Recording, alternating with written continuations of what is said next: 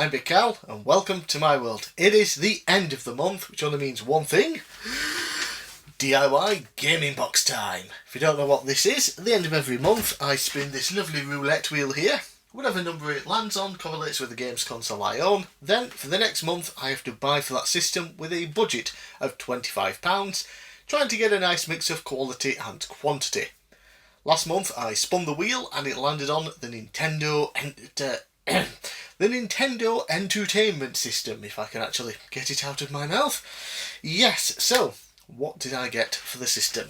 Time to have a look into the box.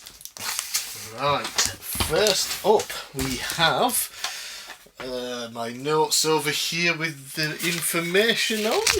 Yes, so for £3.95, a game that I thought I already owned.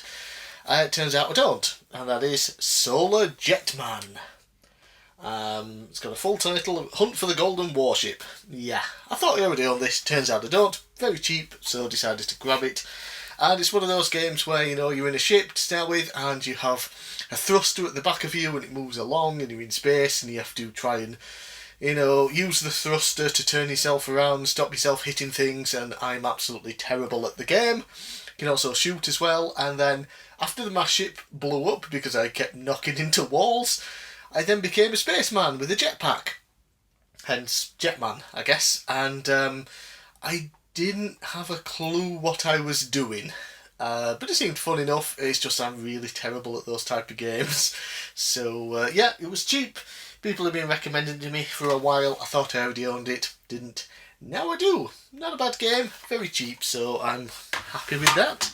Next, again, because after I'd bought the final game in the box and Solar Jetman, I had some money left over. It's like, what am I going to get for that kind of price? See, the games I already own are really crappy sports games. So I went with an NTSCU game that was cheap. But it's terrible. For a whole $5.99 ended up being more than Solar Jetman, and that is Airwolf, based on the TV series, in case you don't know. I have to put that in there. For some reason, the footage I recorded is messed up, but when playing it on the TV and everything, it was fine. So I don't know why the footage that had been recorded is terrible, but I didn't experience that while playing it. Yeah, it's a kind of flight simmy style game in a helicopter where you go around, shoot things, and it's not good at all. It's terrible, to be honest. Probably the worst NES game I own. Let's see, have a look at my NES games, and Captain Skyhawk, that's pretty bad, that might be up there. A couple of really bad wrestling games. Yeah, worst NES game that I own, officially now. $5.99 that bloody cost me. Terrible. Oh well, but the final game at least, the final game, very good, very happy with. Been after it for years and just kind of always put it off. For £15, bringing up the total to £24.96, leaving me with 4p. No, £22.94, leaving me with 6p. There we go, like I said, I got the notes over here, and that is a classic game from Sunsoft, Blaster Master. Absolutely fantastic game. Start off the game and you're in kind of tank thing and you drive around, jump in the air, shoot things, but then of course you can also get out of the tank, explore, and then you have these kind of overhead shooter levels. If I can get it out, I can't speak today. Yeah, you go around shooting, there's usually like a boss and you're trying to find an item. If you don't get anything, go back outside into your tank thing again and go around blasting some more stuff and finding the next area. Yeah, it's a classic game. They released some new games as well in the last few years. It's a wonderful series. Yeah, so finally glad to own that on the original NES. Good stuff, good stuff. Very happy with that. So yeah, for the £25 I got, of course, Blaster Master, Airwolf, and Solar Jetman. Yeah, so Blaster Master is awesome, Solar Jetman is alright, I'm just not very good at it, and Airwolf is garbage. Yeah, but overall I'm pleased with what I got. 2 good games. What more can I ask for? I could have asked for 3 good games, but what are you going to do? Right, all that's left now is to spin the wheel and see what I get for next month. And oh dear God, it's falling apart.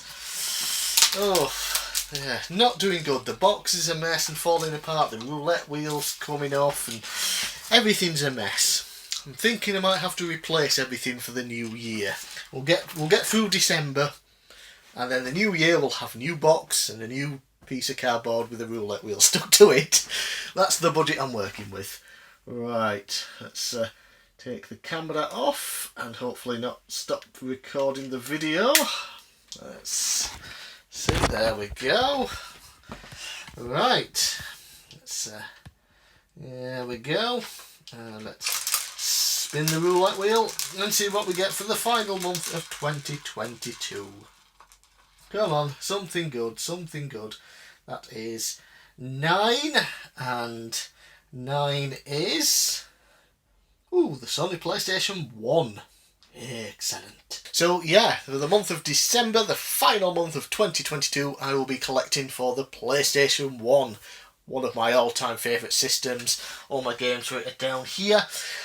I own almost 160 games to the PS1 so far, and yes, there are still tons more for it that I want and that's available and that I don't know about and can probably get within the budget of £25. It's just a case of how many can I get for that. Will it just be one kind of big release that I want? Will it be a couple of smaller ones? I don't know, I'll have to find out. So, I'm Big Cal, thanks for watching. Let me know in the comments below what you thought of my pickups this month. Let me know if there's anything for the PS1 I should look out for next month, and I'll see you again next time.